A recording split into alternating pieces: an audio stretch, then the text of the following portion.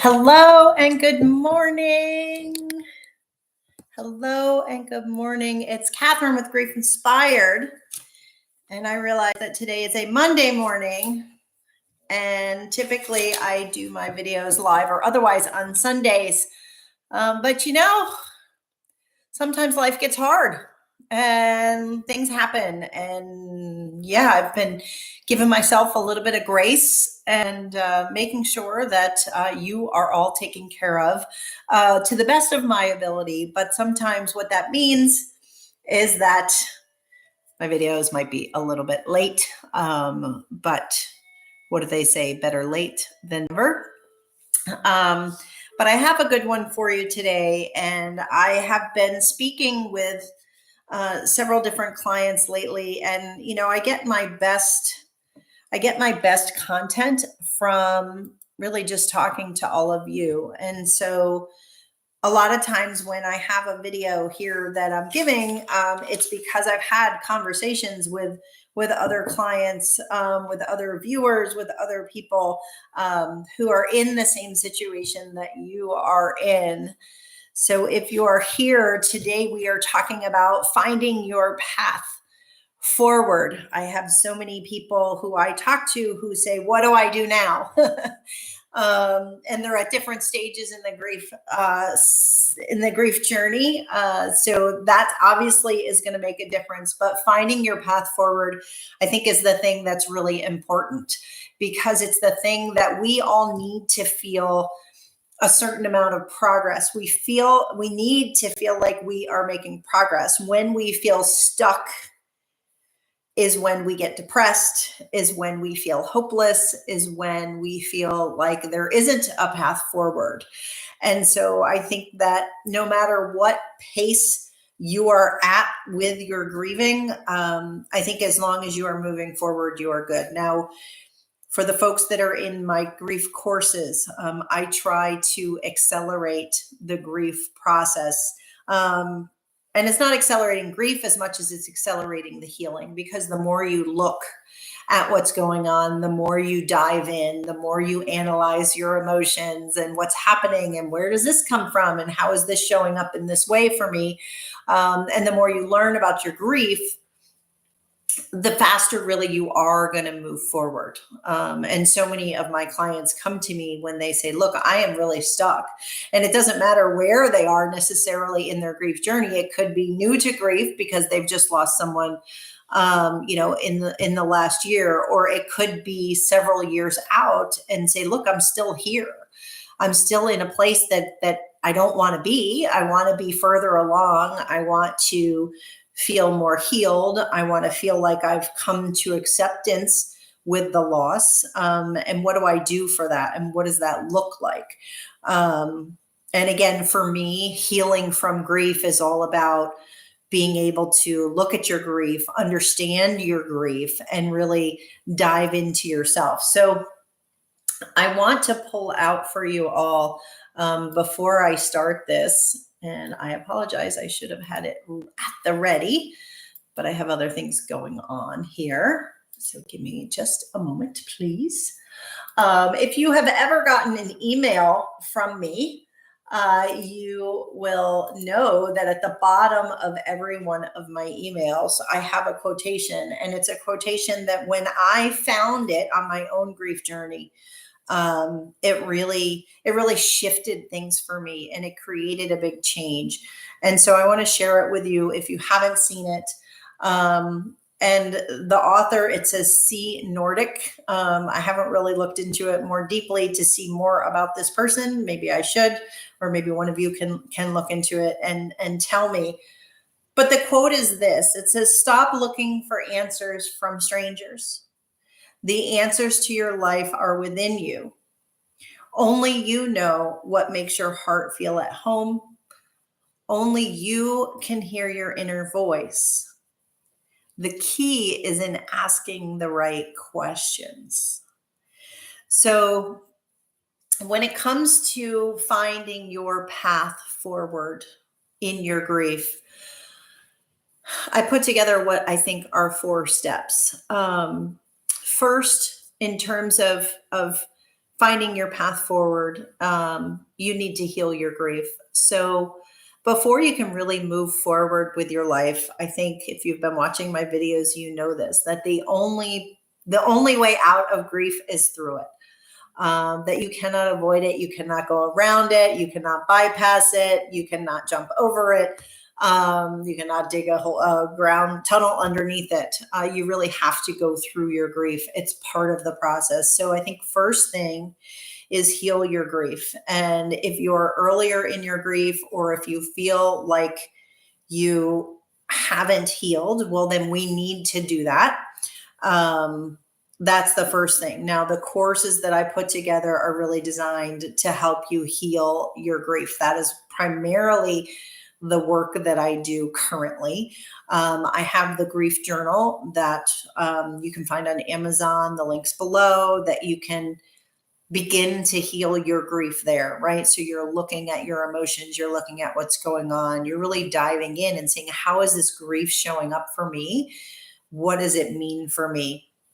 And then the second step, once you get through some of that, and we do a little bit of this in my courses, although it's really would probably be more of a course too that I really should be putting together. But it's really learning about yourself, and that's when we start to learn to stop looking from answers from strangers, like the quotation says, and realizing that the answers that we have are within us. And so that's looking at yourself and deciding what is important to you, looking at your grief, looking at the life that you had with the person that you're missing. What do you really value about it? What really brought you joy about it? And how can you take that and put it into your future and put it into the life that you're going to have moving forward? And they may not physically be with you, but how can you take them with you and have their presence, their sense of purpose for you, of who they were? How can you take that forward with you into what's next for you? And that looking within, not to be underestimated. It's a big part of the healing process. It's a big part of what I focus on. Like I said, I think that once we're done with the course, there's a graduate membership group that I have that we start to look at those things and how is life showing up for us on a day in and day out basis, and what does this mean for me now that I've lost this person and was devastated by loss? How does that show up for the rest of my life, and what do I want my life to be like? Because we do have the ability to create the lives that we want, and because grief causes so much change early in the process, that it makes sense then to say, well, let's make some changes. Let's make some more changes. Let's decide, right, if we have to do this thing on our own moving forward, or with, who do we want to have in our life? Where do we want to go? Who do we want to live? How do we want to spend our time? Who do we want to be around? What are the things that bring me joy? How do I take care of myself? These are all the things that are really important moving forward. And then number 3 is in asking the right questions. And this is where you get into the really juicy part. Finding the path forward means asking the right questions. And it 100% is asking the right questions to yourself. And then finding some self-trust, looking within, asking yourself the hard questions, and then not being afraid of the answers. And when you find the answers, starting to implement on them. So let's talk about that for a little bit. What does that mean? So in asking the right questions, when I went through my loss 12 years ago, I started to say, I came home to the house that I had built, to the life that I had built, that I thought I was very proud of. I had lived what we considered to be the American dream. I was on the path. I had my career. I had my 401k. I had the house. I had the dog. I thought I was about to have the family. I was married. And then I came home without my son, and my life suddenly changed. And I had to decide. I started asking myself the questions. Why do I have the career that I have? Why do I live where I live? How do I spend my time? Do I like the people that I'm spending my time with? Do I want to continue to spend time with them? Who are the people in my life that actually were the ones that really showed up for me, that up until that time had really been on the periphery of my life that I didn't? Who do I want to build better relationships with? How do I want to spend my time? What do I want to do for my career? What do I want to do in my free time? How important are all the things in my life? How important is my health to me? Because I'll tell you what, 6 weeks after my loss, there was a lot of alcohol happening. How did I want to deal with that? Did I want to, because it was really up to me. It was a choice, right? I could have gone down. I could have kept drinking, and I could have gone down and just stayed miserable. It could have been tragic, right? But I got to a point in my grief, on my grief journey, where I said, look, I didn't even want to spend time with myself anymore. I didn't even like hanging out with me. I didn't like the thoughts that were in my head. I didn't like the things I said. I didn't like how I was miserable. And it was that really made me ask the right question of myself, is this what you want?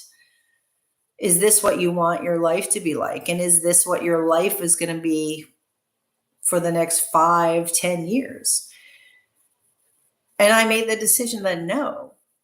But I had to ask myself that question, and asking the right questions. I think, when I talk to people individually, I think choosing to go through this grief process, it's a choice, right? If you lose a dear spouse, if you lose a child, right? If you lose a parent that you were really, really close to, you have to make a decision.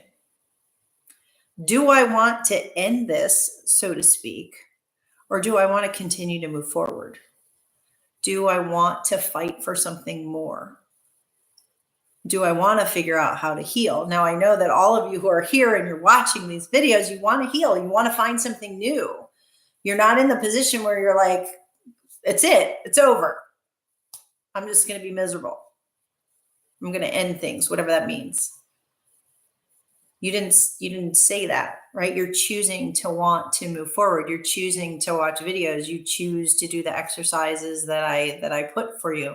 Those of you who choose to jump into my course, you lean in a big way, because the course is challenging.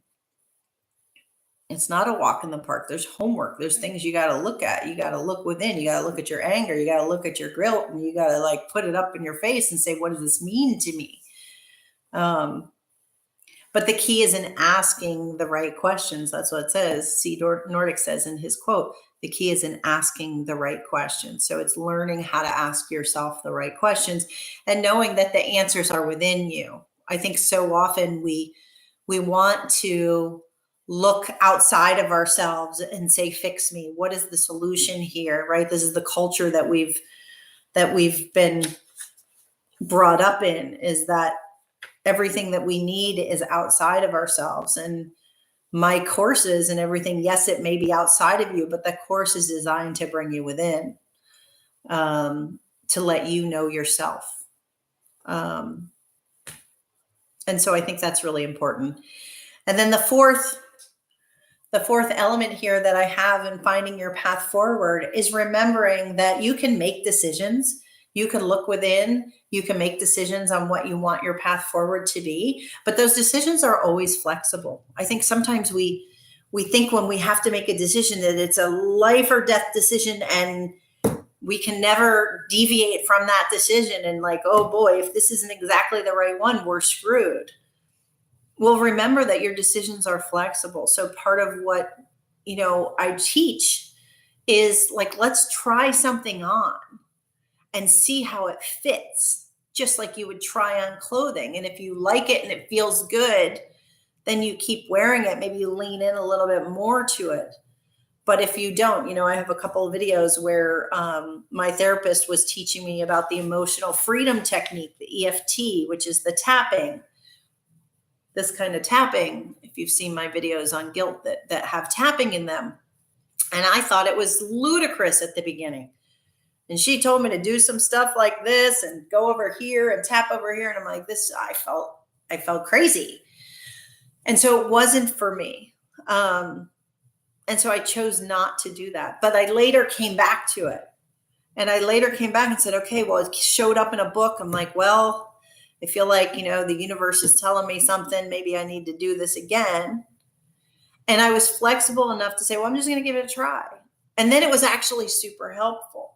So again, all of the decisions that you make are flexible. You can change. So just get on a path, start. If it feels like it's working, if it feels good for you, keep going. If it doesn't, adjust. That's what our lives can be, is we can be constantly adjusting if we need to. And if you're paying attention, if you're looking within, you're going to learn which direction you should be headed. And sometimes it's hard to not listen to everything that's outside of you. And I make mistakes with this all the time. I need to remind myself, look within. You got a problem, you look in the mirror. My dad always used to say that. You got a problem, look in the mirror, because that's where the problem is. And that's the good news and the bad news, because that means you can do something about it, right? Because it's within you. So in terms of finding your path forward, these are the four steps that I have. Heal your grief. Know thyself. Learn about who you are and what's important to you. Start asking the right questions. And then remember that all your decisions are flexible, that you can change. So that if you start down a path and you find out that this path is not right for you, then you make a switch. You make a switch, you alter your course. But ultimately, the path that you choose is going to take you where you're going. And where you want to go is to find a life full of meaning and purpose that brings you joy, that connects you with other people so that we're not so alone. Super, super important. So many of us are lonely in our grief. And so whether it be your family, whether it be friends, whether it be a church community, whether it be another community, you got to do this life with other people. So you look within and you find other people to do this life with. And I think that's the path forward. So I hope that helps you today. I hope that you find your path, that you get on your path, and whether your path is using my grief journal, whether it's just listening to my videos here, whether it's jumping into my grief course, I want to be on the path with you. Although it is your path, I just want to kind of come along so that you don't have to do it alone. So I hope that helps you today. I hope you have a fantastic day. I hope that you spend a little time in some quiet, looking within, asking for the answers that are within you already. And again, I'll leave you with this quote that says, stop looking for answers from strangers. The answers to your life are within you. Only you knows what makes your heart feel at home. Only you can hear your inner voice. The key is in asking the right questions.